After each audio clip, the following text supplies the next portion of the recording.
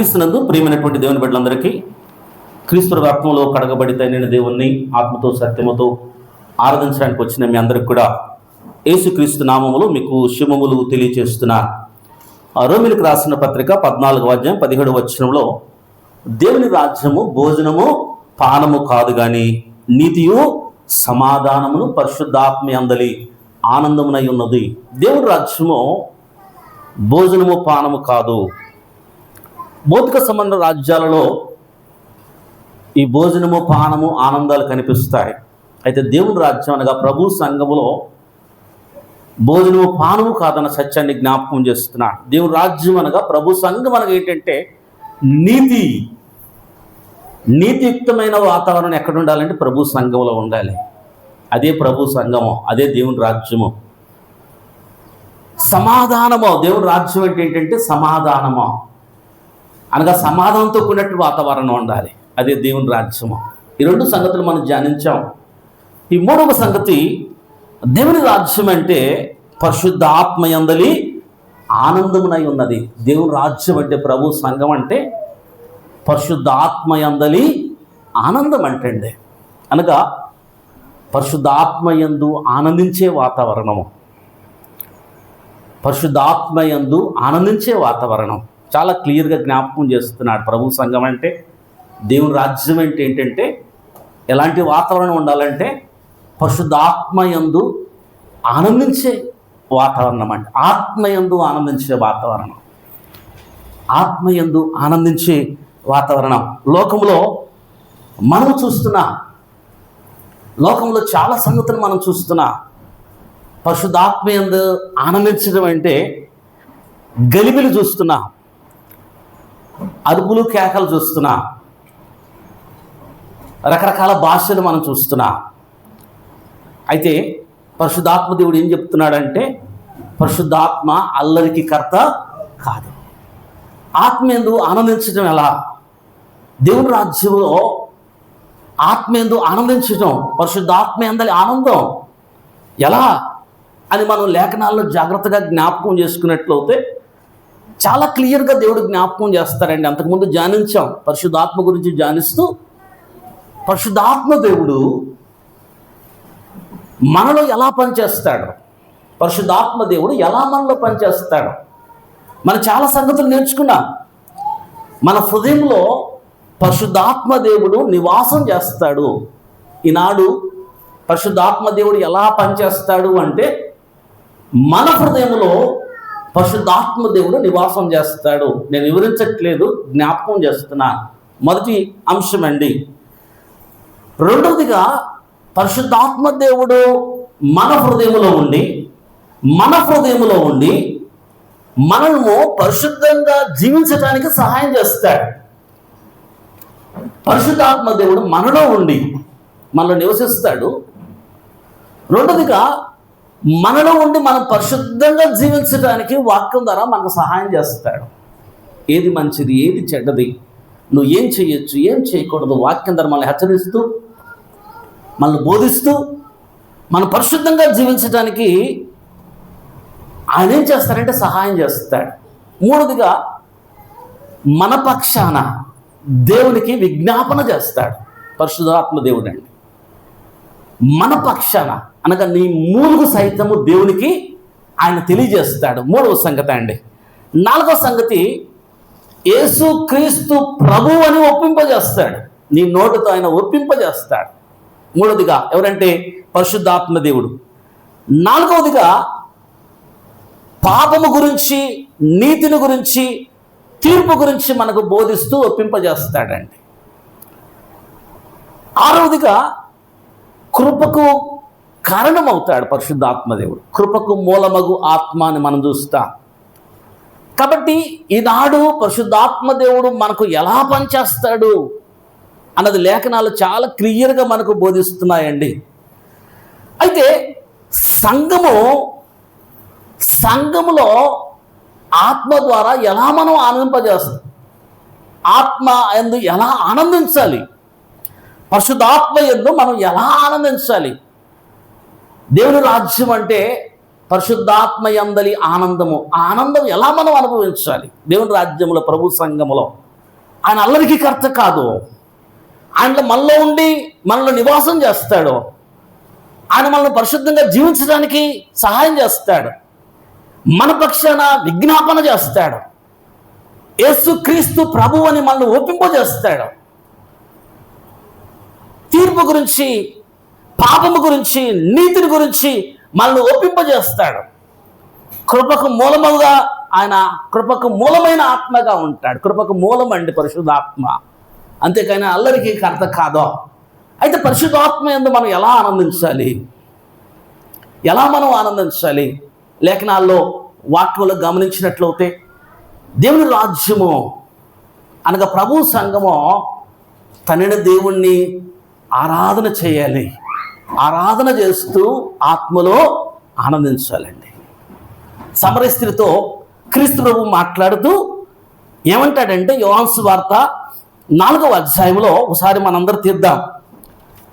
సమరయ స్త్రీతో క్రీస్తు ప్రభు మాట్లాడుతూ 4వ అధ్యాయము 22వ వచనం నుంచి మనం గమనించినట్లయితే, మీరు 22వ వచనం, మీరు మీకు తెలియని దానిని ఆరాధించువారు, మేము మాకు తెలిసిన దానిని ఆరాధించువారు. రక్షణ యూదుల్లో నుండే కలుగుచున్నది. అయితే యథార్థముగా ఆరాధించువారు ఆత్మతోనూ సత్యముతోనూ తండ్రిని ఆరాధించు కాలము వచ్చుచున్నది. చాలా క్లియర్గా జ్ఞాపకం చేస్తున్నాడు. తండ్రిని ఆరాధించే కాలం వస్తుంది. మేము ఆరాధిస్తాం, మాకు తెలిసిన దాన్ని ఆరాధిస్తాం. నేను కూడా ఆరాధికుడిని అని క్రీస్తురావు చెప్తున్నాడు. నేను కూడా తండ్రిని ఆరాధన చేస్తాను. ఎవరు ఆరాధన కోరుతున్నారంటే తండ్రిని దేవుడు ఆరాధన కోరుతున్నాడు. తండ్రిని దేవుణ్ణి ఎలా ఆరాధన చేయాలి అంటే ఆత్మతో సత్యముతో ఆరాధన ఆత్మతో జ్ఞాపకం చేసుకోండి. సంఘములో ఆత్మీయత ఎలా ఆనందించాలంటే తండ్రిని దేవుణ్ణి ఆత్మతో ఆరాధన చేస్తూ ఆనందించాలండి. ఆత్మతో ఆరాధన చేస్తూ, ఆత్మ సంబంధమైన ఆరాధన చేస్తూ. ప్రభు సంఘము దేవుని రాజ్యము పరిశుద్ధాత్మ యందు ఎలా ఆనందించాలి అంటే ఆత్మ సంబంధమైన ఆరాధన చేస్తూ ఆనందించాలండి. ఆత్మతో ఆరాధించాలి సంఘము. మనం ధర్మశాస్త్రం చూసాం, ఇజ్రాయెల్ ప్రజలను చూసాం. ఇజ్రాయెల్ ప్రజలు వారు ఎలా ఆరాధన చేస్తారు అంటే భౌతిక సంబంధమైన ఆరాధన చేస్తారు. భౌతిక సంబంధమైన ఆరాధన అండి. ఎక్కడికి వెళ్తారంటే వాళ్ళు ఆరాధన చేయడానికి యెరూషలేముకు వెళ్తారు. యెరూషలేములో ఏముందంటే భౌతిక సంబంధమైన మందిరం ఉంది. రాళ్ళ చేత కట్టబడినటువంటి మందిరము. ఒక్కొక్క రాయి చాలా చాలా పెద్దదండి. అలాంటి రాళ్లతో కట్టబడినటువంటి మందిరము. సొలొమోను మహారాజు 36 సంవత్సరాలు కష్టపడి విస్తారమైన బంగారము, విస్తారమైన వెండి, విస్తారమైన ఇత్తడి అంత కూడా ఆయన పోగు చేసి ఖర్చు పెట్టి ఎంతో సుందరమైన ఆలయాన్ని కడతాడు. ఎక్కడంటే యెరూషలేములో. ఎవరు అంటే ఇజ్రాయెల్ ప్రజలు వెళ్ళి భౌతికంగా ఆరాధన చేస్తారు. ఎక్కడంటే భౌతికమైన మందిరములో. గమనించండి, యెరూషలేములోని భౌతికమైన మందిరములో ఇజ్రాయెల్ ప్రజలు ఆరాధన చేస్తారు. ఆ ఇజ్రాయెల్ ప్రజలకు దేవుడు ఆరాధనలో ప్రధాన యాజకుడిని ఏర్పాటు చేశాడు. లేవి వంశంలో నుంచి ప్రధాన యాజకుడు. ఏటేటా ఒకసారి అతి పరిశుద్ధ స్థలానికి వెళ్తాడు ప్రధాన యాజకుడు. ప్రజలందరి నిమిత్తము, తన నిమిత్తము అక్కడ బలులు అర్పిస్తాడు. తర్వాత యాజకులు ఉన్నారు. ప్రధాన యాజకుడు, మిగిలిన వారందరూ కూడా యాజకులు. ఆ యాజకులు యాజకత్వం చేస్తారు. యాజకత్వం అనగా యాజకత్వం చేస్తారు. ఎలా యాజకత్వం చేస్తారంటే ప్రధాన యాజకుడు కానీ యాజకులు కానీ ఎలా యాజకత్వం చేస్తారంటే బలులు అర్పించండి. ఎలాంటి బలులు అంటే భౌతిక సంబంధమైన బలులు. జాగ్రత్తగా ఆలోచించేయండి. భౌతిక సంబంధమైన బలులు. అవి ఎద్దులు కావచ్చు, పొట్టేలు కావచ్చు, మేకపోతులు కావచ్చు, పావురాలు కావచ్చు, నైవేద్యాలు కావచ్చు, అర్పణలు కావచ్చు, ధూపము కావచ్చు అండి.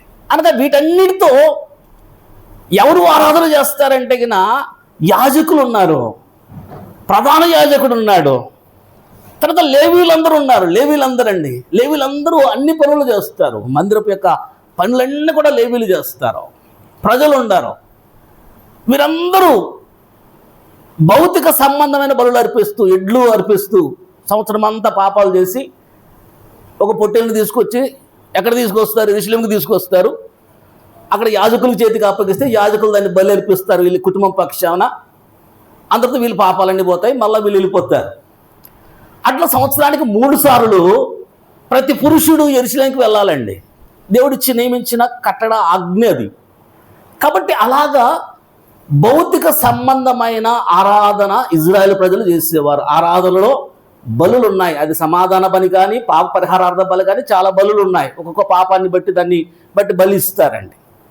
తర్వాత ఆరాధనలో ధూపం ఉంది, నైవేద్యం ఉంది, దాని తర్వాత బలులు ఉన్నాయి, అర్పణలు ఉన్నాయి, సంగీతాలు ఉన్నాయి, బూరలు ఉన్నాయి. సంగీతం ఉంది, బూరలు ఉన్నాయి, పాటలు ఉన్నాయి.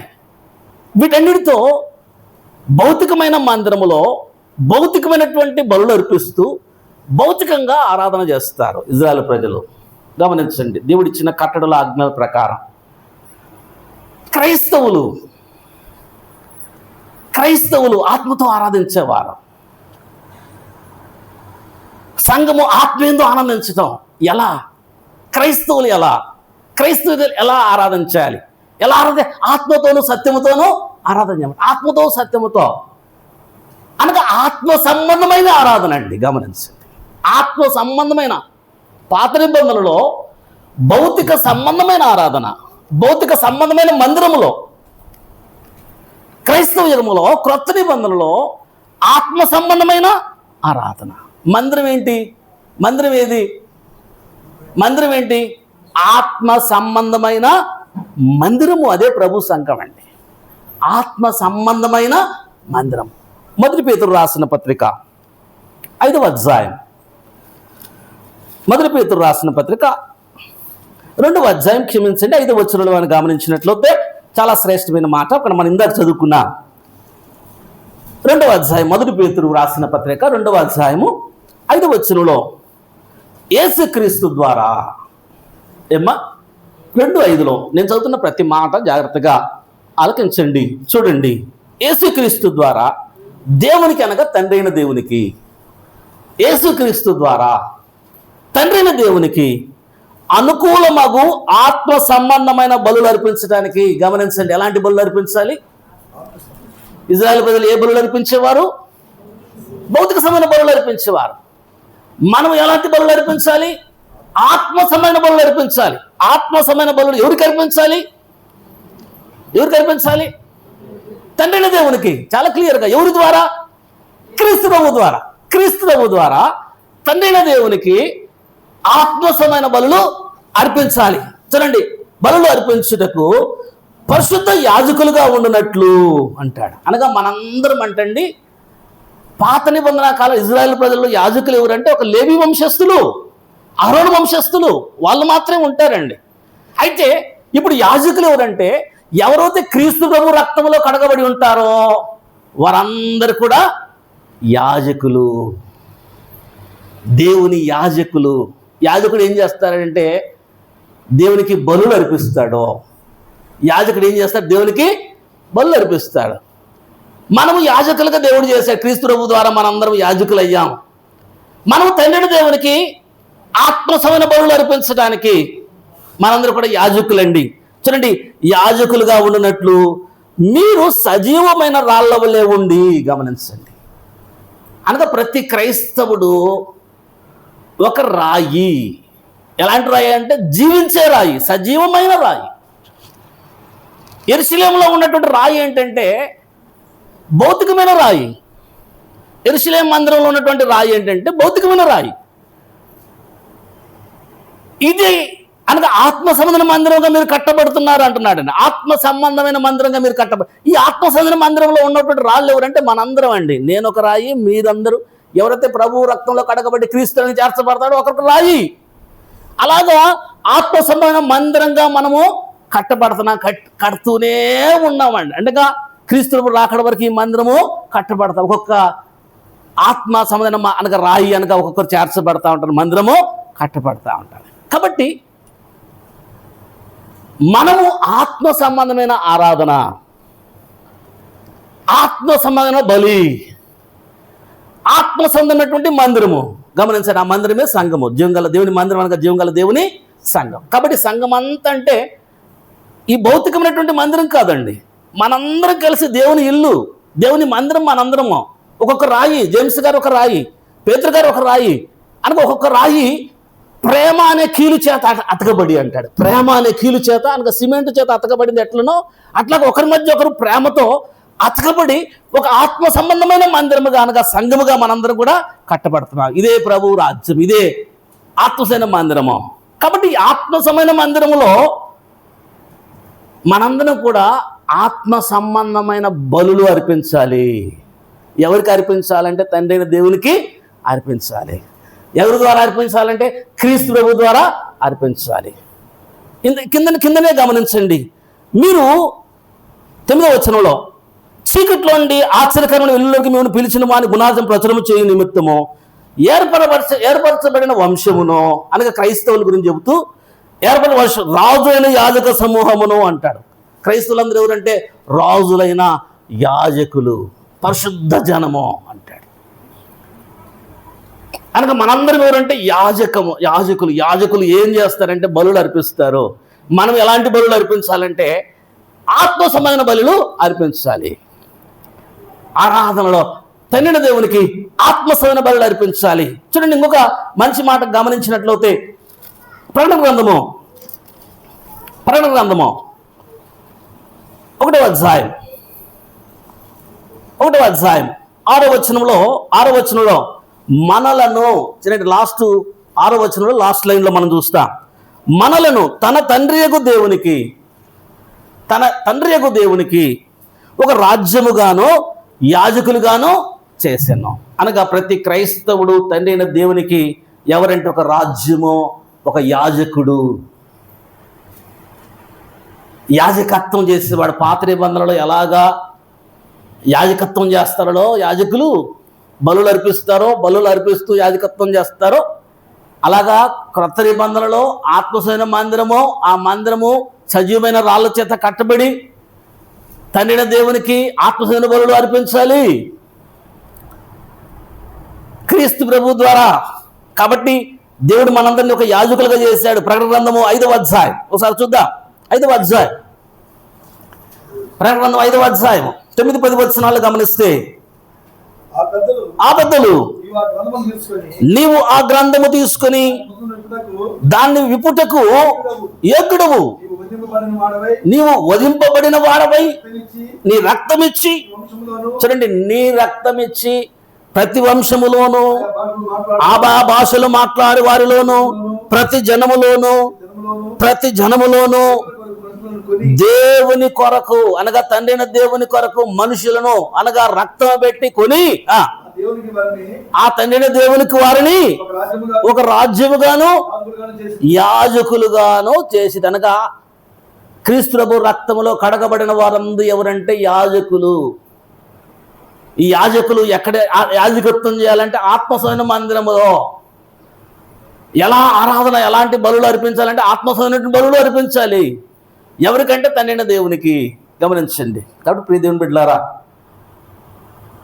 ఇజ్రాయేలు ప్రజలు భౌతిక సంబంధమైనటువంటి మందిరములో భౌతిక సంబంధ బలులు అర్పిస్తూ భౌతికంగా ఆరాధన చేసేవారు.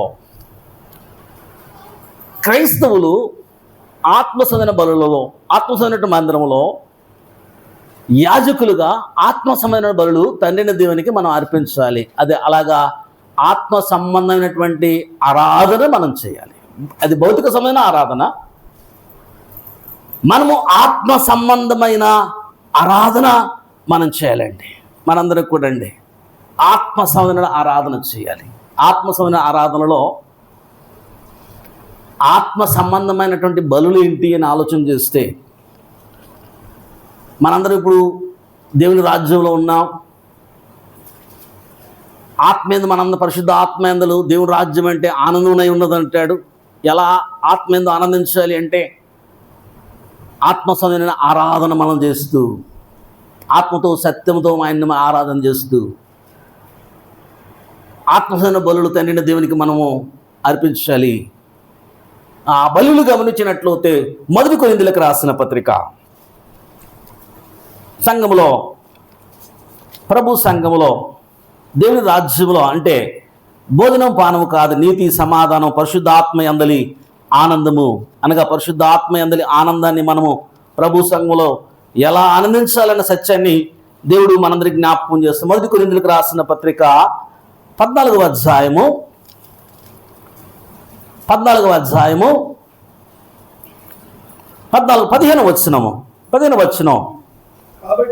కాబట్టి గమనించండి, ఆత్మతో ప్రార్థన చేతును చాలండి, అనగా మనసుతోనూ ప్రార్థన చేస్తాం. అనగా ఆరాధన ఎలా చేయాలంటే ఆత్మసమైన ఆరాధన, ఆత్మతో సత్యముతో ఆరాధన చేయాలి తండ్రి అయిన దేవుణ్ణి. అనగా ఆత్మ ఆరాధన చేస్తూ ఆత్మీయంగా ఆనందించాలి. రెండోది గమనిస్తే ప్రార్థన ఎలా చేయాలి అంటాడు. అనగా సంఘంలో ప్రార్థన ఎలా చేయాలి, ఎలా ప్రార్థన చేస్తే దేవుడు ఆ ప్రార్థన అంగీకరిస్తాడు, ఎవరు ప్రార్థన చేస్తే దేవుడు ఆ ప్రార్థన అంగీకరిస్తాడు,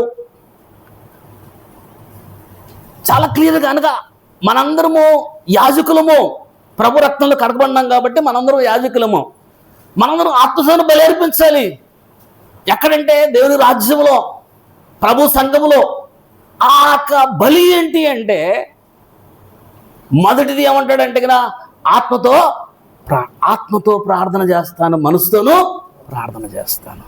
అనగా దేవునికి ఎలాంటి ప్రార్థన ఇష్టం అంటే ఎవరంటే వారు చేసే ప్రార్థన కాదండి. దేవుడు ఎలాంటి ప్రార్థన అంగీకరిస్తాడు, ఎలాంటి బలిని ఆయన అగ్రహిస్తాడు. నీ ప్రార్థన ఎలా ఉండాలి, ఆత్మతో ప్రార్థన చేస్తాను, మనసుతోనూ ప్రార్థన చేస్తాను. ప్రార్థన ఎవరికి చేయాలి చాలామందికి తెలియదండి. ప్రార్థన ఎవరికి చేయాలి? ఆత్మతో ప్రార్థన చేస్తాం ప్రభు సంఘములో. ప్రార్థన ఎవరికి చేయాలి చూడండి, చాలా క్లియర్గా ఎఫెసీయులకు రాసిన పత్రిక 5వ అధ్యాయము, ఎఫెసీయులకు రాసిన పత్రిక 5వ అధ్యాయము 20వ వచనంలో గమనించినట్లయితే, ఎఫెసీ 5వ అధ్యాయం 20 అన్న 5వ అధ్యాయం 20, ఎఫెసీ 5:20. గమనించండి చాలా క్లియర్గా, మన ప్రభువైన యేసుక్రీస్తు పేరట సమస్తమును గురించి తండ్రి అయిన దేవునికి కృతజ్ఞతాస్తులు చెల్లిస్తావు. అనగా కృతజ్ఞత ప్రార్థనలు చేస్తావు, కృతజ్ఞత చెల్లిస్తావు. ఎవరికి చేయాలి అంటే తండ్రి అయిన దేవునికి. ఎవరి పేరట అంటే క్రీస్తు యేసు పేరట తండ్రి అయిన దేవునికి మనం ప్రార్థన చేయాలి. చాలామందికి ఈ సత్యం తెలియక ప్రార్థన ఎట్లాంటి చేస్తూ ఉంటారు. ఏసయ్య చెప్తాను, నా నామమున మీరు తండ్రిని వేడుకోండి. ఏసయ్య చెప్తాను, నా నామమున మీరు తండ్రిని వేడుకోండి. మీరు నా యందు నిలిచి మీరు తండ్రిని ఏమడిగినా కూడా ఆయన మీకు ఇస్తాడు. తండ్రిని అడగండి, తండ్రిని అడగండి, తండ్రిని అడగండి. కాబట్టి ఎవరికి ప్రార్థన చేయాలంటే పరలోకమందున తండ్రిని దేవునికి ప్రార్థన చేయాలి. ఎట్లంటే యేసుక్రీస్తు పేరట, యేసయ్య పేరట మనము ప్రార్థన చేయాలి. ఫిలిప్పీయులకు రాసిన పత్రిక చక్కని మాట అక్కడ మనం చూస్తామండి. 4వ అధ్యాయము 6-7 వచనాలు గమనించినట్లయితే, ఫిలిప్పీ 4:6-7. దేనిని గురించి చింతింపడకుడు గాని, గమనించండి, ప్రతి విషయములోనూ ప్రార్థన విజ్ఞాపనల చేత కృతజ్ఞతాపూర్వకముగా మీ విన్నపములను, అనగా ప్రార్థన విజ్ఞాపనలు, మీ విన్నపములను ఎవరికి తెలియజేయాలంటే దేవునికి, తండ్రి అయిన దేవునికి మీరు తెలియజేయండి. అప్పుడు సమస్త జ్ఞానమునకు మించిన దేవుని సమాధానము. ఎప్పుడైతే నువ్వు తండ్రిని దేవునికి చేస్తావో క్రీస్తు యేసు మూలముగా అంటాడండి. తండ్రిని దేవునికి నువ్వు ప్రార్థన చేస్తే నీ విజ్ఞాపన కానీ, నీ విన్నపము కానీ, నీ ప్రార్థన కానీ తండ్రిని దేవునికి చేస్తే అప్పుడు ఏమవుతుంటే క్రీస్తు యేసు వలన మీ హృదయములకు మీ తలంపులకు కావలి ఉంటుంది. కాబట్టి క్రీస్తు యేసు మూలంగా దేవుని నామం మహిమపరత, క్రీస్తు యేసు నామం అని అడిగితేది తండ్రి దేవుడు మనకిస్తారన్న సత్యాన్ని దేవుడు జ్ఞాపకం చేస్తున్నాడు. రోమిలకు రాసిన పత్రిక 1వ అధ్యాయం, రోమిలకు రాసిన పత్రిక 1వ అధ్యాయం 8వ వచనం గమనించినట్లయితే 1వ అధ్యాయం 8వ వచనం, 8వ అధ్యాయం 1వ వచనం, మీ విశ్వాసం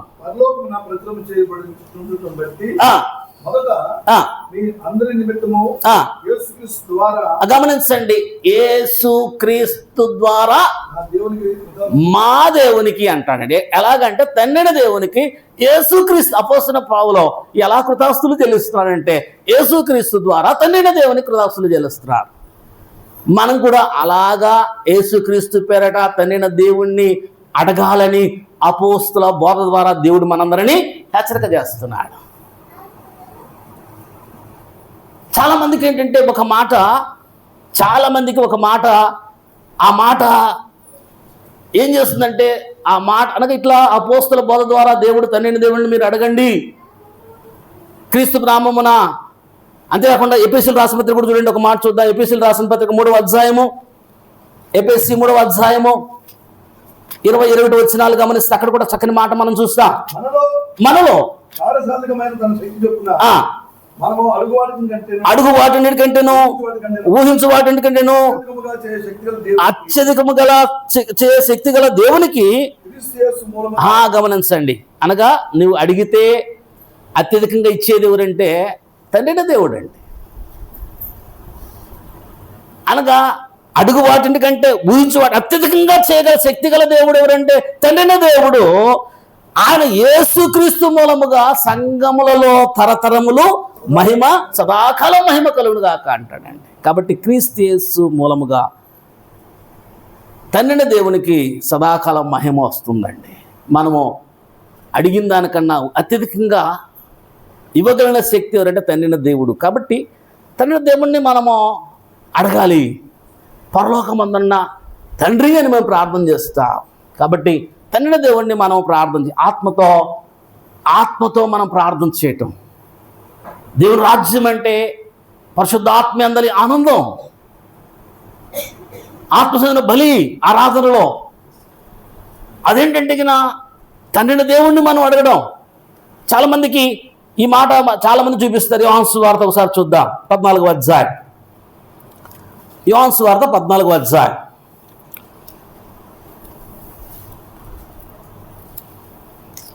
14వ అధ్యాయం 13వ వచనాన్ని మనం చూస్తే 13వ వచనంలో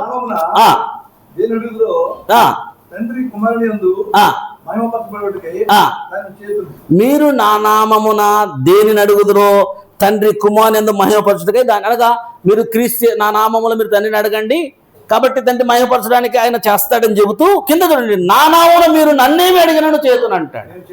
ఈ మాట అందరూ ఏంటంటే క్రీస్తు ప్రభు నామన క్రీస్తు యేసునే అడగమనేసి ఈ మాట చూసేసి అందరూ ఏంటంటే క్రీస్తు ప్రభుని అడగొచ్చు అనుకుంటుంటారు. అనగా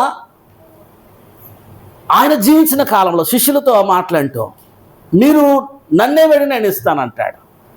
తర్వాత ఆయన మరణించిన తర్వాత చూడండి 16వ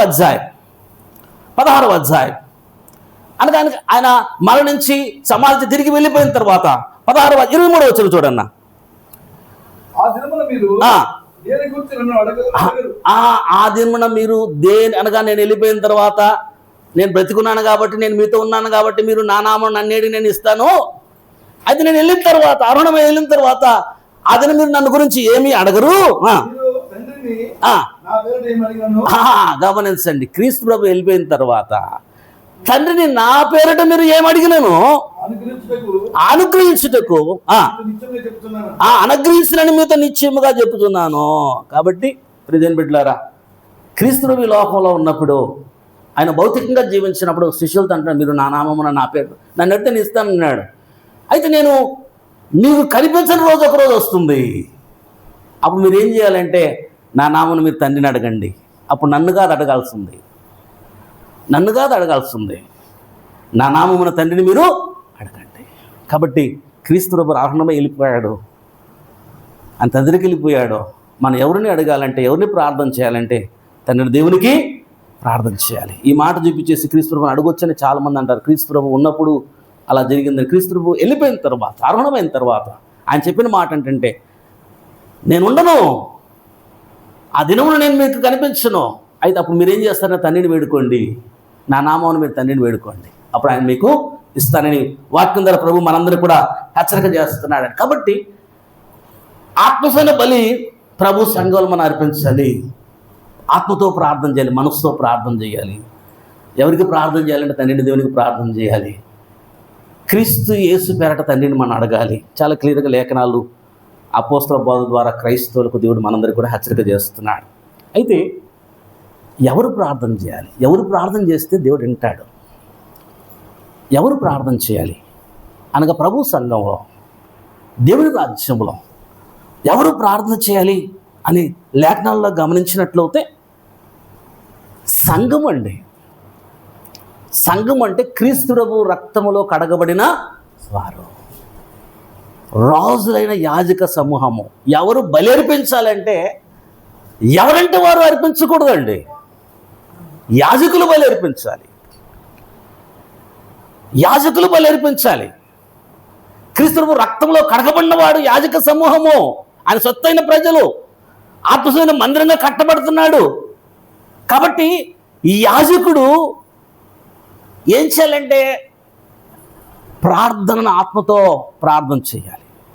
కాబట్టి ఈ బలి ఎవరు అర్పించాలంటే యాజకులు. యాజకులు ఎవరంటే క్రీస్తు ప్రభు రక్తంలో కడగబడిన వారు. ఎవరు ప్రార్థన చేయాలంటే ఎవరంటే వాళ్ళు ప్రార్థన చేయడం కాదండి, ఎవరైతే క్రీస్తు ప్రభు రక్తంలో కడగబడి ఉంటారో వారు ప్రార్థన చేయాలి. చాలామంది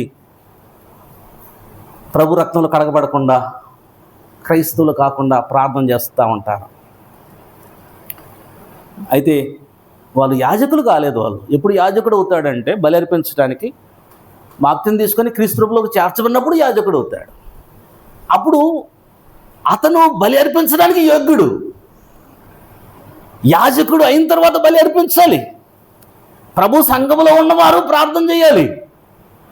ప్రభు సంఘములో లేనివారు ప్రార్థన చేయకూడదండి. అలా ప్రార్థన దేవుడు అంగీకరించడం. కాబట్టి ఎవరు చేయాలంటే క్రీస్తు రక్తంలో కడగబడిన వారు, క్రీస్తు ప్రభువులో ఉన్నవారు. ఎవరంటే వారు చేయకూడదు. వాళ్ళు ఎంత గొప్పవారైనా, ఎంత హోదాపరులైనా దేవుని రాజ్యములో వారు ప్రార్థన చేసేదానికి హక్కు లేదండి. ప్రార్థన అంటే ధూపము. కీర్తన గ్రంథం ఒకసారి చూద్దాం. 141 కీర్తన, 141 కీర్తన 2వ వచనం గమనిస్తే 141 2వ వచనం, 141 2వ వచనం. నా ప్రార్థన ధూపము వలెను నేను చేతులెత్తుట. చాలండి. అనగా నా ప్రార్థన, అనగా ధూపము అంటే ప్రార్థన. కాబట్టి ఎవరు ధూపం వేయాలి అంటే యాజకులు ధూపం వేయాలి. ఎవరంటే వారు ధూపం వేయకూడదండి. ఎవరంటే వారు బలి అర్పించకూడదు. యాజకులు చేయాలి. మనము అందరికి తెలిసిన మాట అంతకుముందు జ్ఞాపకం చేశాను, మరోసారి మీతో ఆ మాట చూపిస్తాను. మొదటి దినవృత్తాంత గ్రంథములు ఒకసారి మనం చూద్దాం. 2వ దినవృత్తాంత గ్రంథము, క్షమించండి, 26వ అధ్యాయం.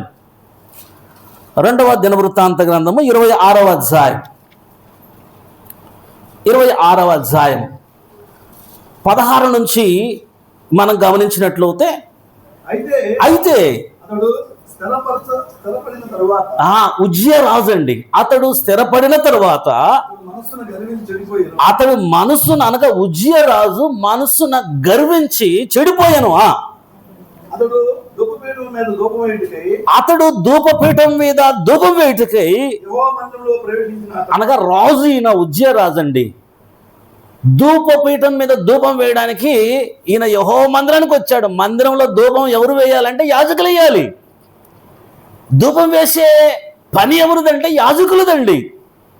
అయితే నేను రాజు కదా అనేసి, నాకు అడ్డం చెప్పే వాళ్ళు ఎవరున్నారనేసి దేవుని మందిరంలో ప్రవేశించాడు. ధూపం వేయడానికి ధూపవేది దగ్గరికి వెళ్ళాడండి. వెళ్తే చూడండి, మందిలో ప్రవేశించి దేవుడిని యెహోవా ద్రోహము చేయగా యెహోవా మీద అనగా ఎప్పుడైతే వెళ్ళాడో అది దేవునికి ద్రోహము. గమనించండి, ఎవరంటే వాళ్ళు ధూపం వేయకూడదు, యాజకులే ధూపం వేయాలి. రాజైనా చక్రవర్తి అయినా ఎవరైనా సరే ధూపం వేయకూడదు, అది ద్రోహము అంటాడండి. యెహోవాకు ద్రోహము చేయక యాజకుడిన అజర్యయు అతనితో ఉన్న ధైర్యవంతులైన యెహోవా యాజకులు 80 మంది అతని వెంబడి లోపలికి పోయి. యాజకులు ఎంతమంది ఉన్నారంటే 80 మంది ఉన్నారంటే. ఎంతమంది ఉన్నారమ్మా? 80 మంది యాజకులు కాదని ఈయన ఏం చేస్తున్నాడు?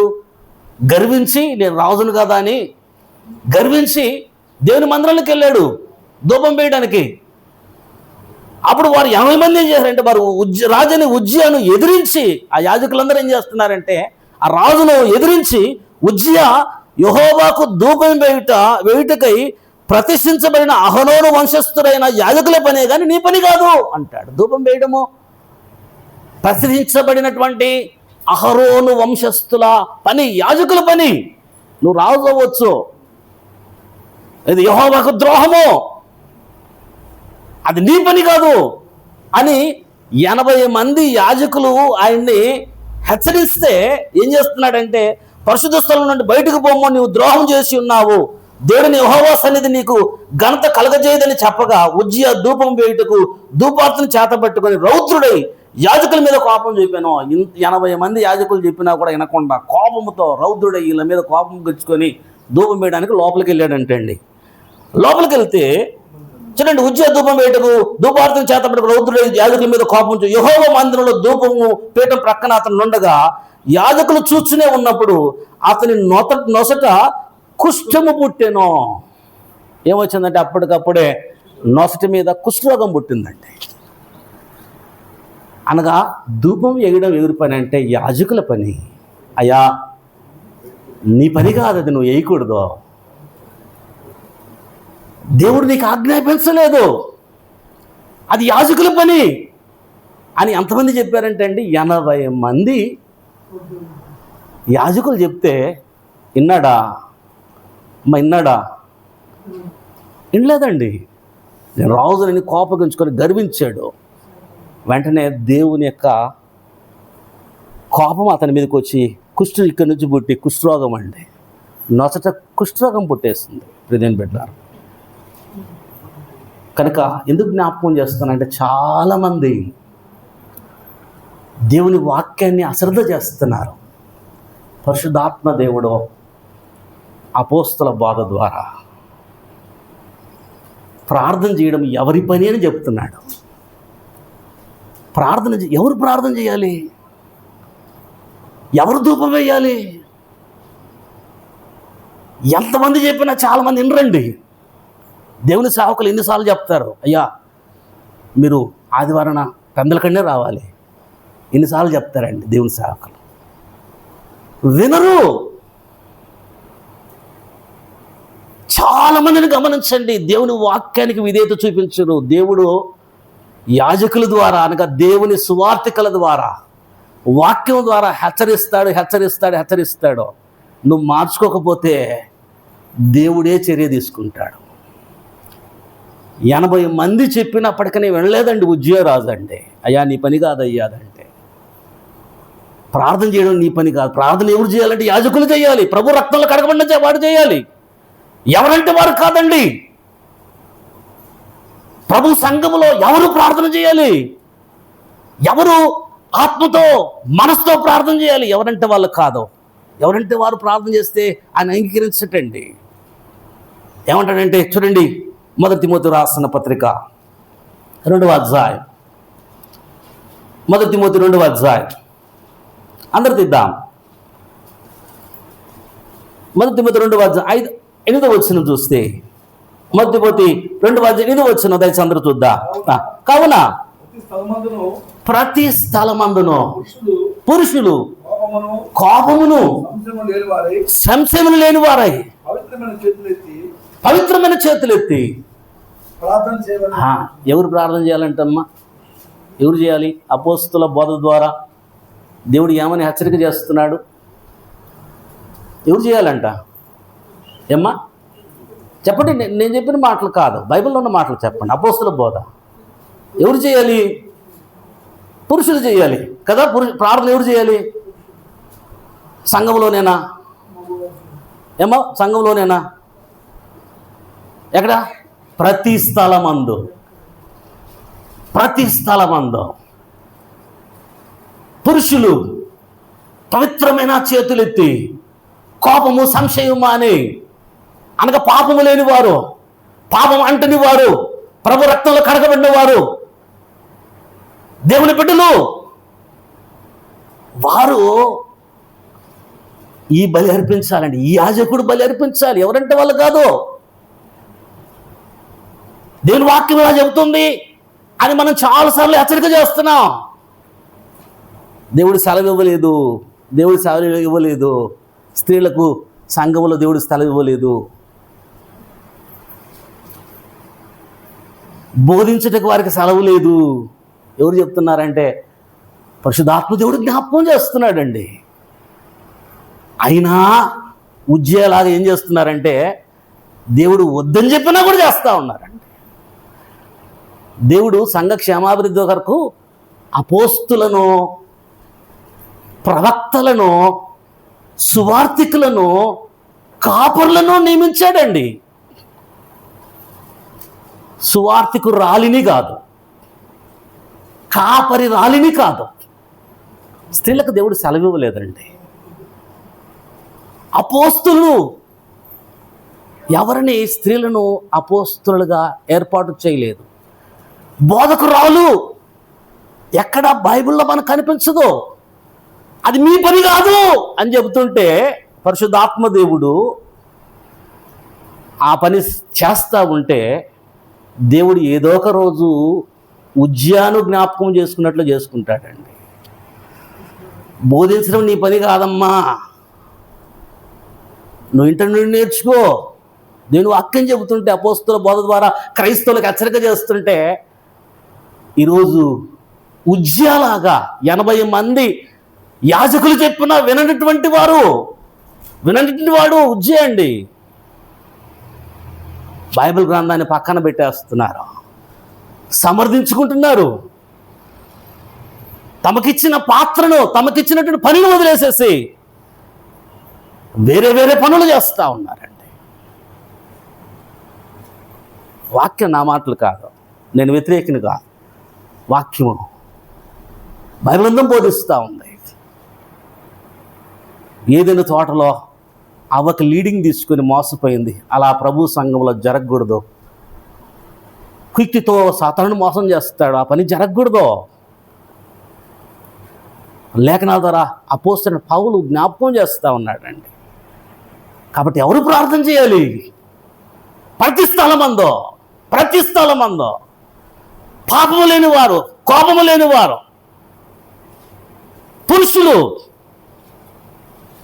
పవిత్రమైన చేతులు, అనగా నీ చేతులు పాపము అంటని చేతులుగా ఉండాలి.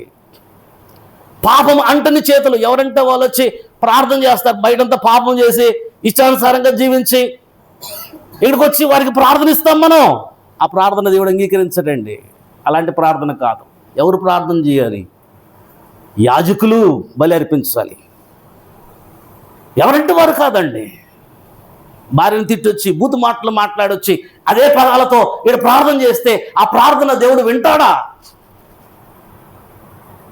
లేదండి. పవిత్రమైన అనగా మనము నలగొట్టుకొని పరిశుద్ధ దేహముతో ఈ యొక్క శరీర అవయాలను నీతి సాధనగా చేసుకొని ఈ దేహాన్ని సజీవ యాగముగా అనగా సజీవంగా బలిగా అనగా ప్రార్థన చేస్తూ ఈ బలిని నువ్వేం చేయాలంటే దేవునికి సమర్పించాలి. ఆ ధూపం అంట ఆ పరిశుద్ధుల ప్రార్థనలు పరలోకానికి వెళ్తాయంటండి. అలాంటి ప్రార్థన. కాబట్టి ఒకటి జ్ఞాపకం చేసుకుందాం, దేవుడు నీకు ఇచ్చిన బాధ్యత ఏంది అది నెరవేరదు, అది చేద్దాం. అంతేకాని ఇవ్వనటువంటి దానిని మనం చేస్తే ఇన్నిసార్లు వాక్యం ద్వారా దేవుడు బోధించినా కూడా వినరండి చాలామంది. వాక్యం ఎట్లా చెప్తుందంటే క్రైస్తవులకు అది మనకు సంబంధం లేదని చెప్తుంటే, క్రైస్తవులు మనము అది సంబంధం లేదని చెప్తున్నా మనసాక్షిని చంపుకొని అట్లే చేస్తుంటారు చాలామంది. ఎన్నిసార్లు చెప్పిన వాక్యానికి విధేయత చూపించడు. జాగ్రత్త, ఉజ్జియాకి కుష్టిబుట్టుంది, నీ పని నువ్వు చెయ్యి. దేవుడు అప్పగించని పనిని మనం చేయకూడదండి. ఎవరు ధూపం వేయాలి వారే వేయాలి. ప్రకటన గ్రంథం ఒక మాట చూద్దాం. 8వ అధ్యాయం ప్రకటన గ్రంథం ఒకసారి మనం చూద్దాం.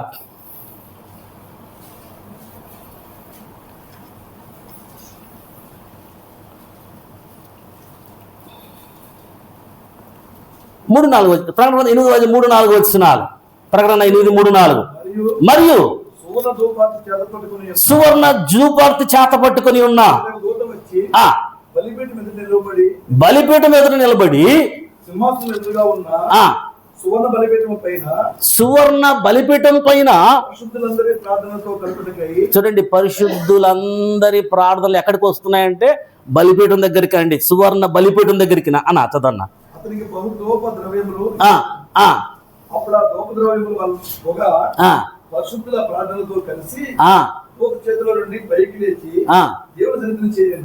గమనించండి, పరిశుద్ధుల ప్రార్థనలన్నీ ఎక్కడికి వస్తున్నాయంటే దేవుని సన్నిధికి. ఎప్పుడు దేవుని సన్నిధికి నీ ప్రార్థన వెళ్తుందంటే దేవుడు వాక్యానుసారంగా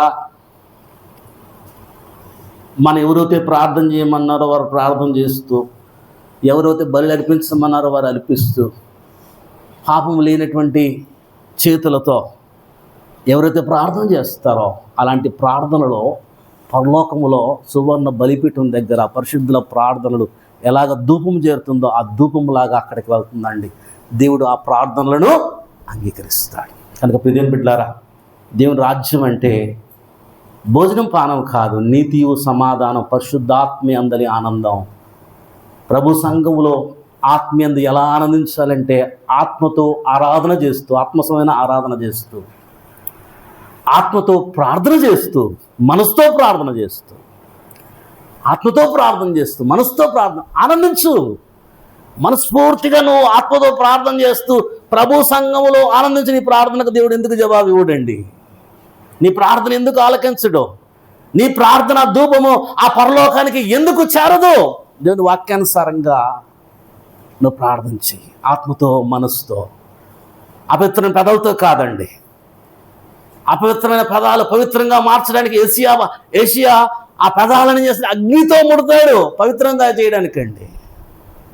కాబట్టి పవిత్ర పదాలే. కనుక ప్రియమైన బిడ్డలారా, దేవుని రాజ్యం అనగా ప్రభు సంఘములో ఆత్మతో ఆనందించడం, ఆత్మసమైన ఆరాధన అండి, భౌతికమైన ఆరాధన కాదు. ఆరాధన తీసుకొచ్చేసి ఈ ఆరాధనలో కలపొద్దాం. దేవుడు అది చెప్పలేదు మనకి. అనేకులు అలా కలుపుతున్న ఆరాధనలో పాల్గొడతారు. కనుక గమనించండి, ఈ సత్యాన్ని జ్ఞాపకం చేసుకుందాం. దేవుని రాజ్యం అంటే పరిశుద్ధాత్మ అందలి ఆనందం, ఆత్మీయంగా ఆనందించడం. దేవుని చిత్తమొత్తి మరికొన్ని సంగతులు వచ్చి వారం ధ్యానిద్దాం. ఈ దేవుడి చిన్ని మాటలు మన విడిలో దీవించి ఫలింపచేయను గాక.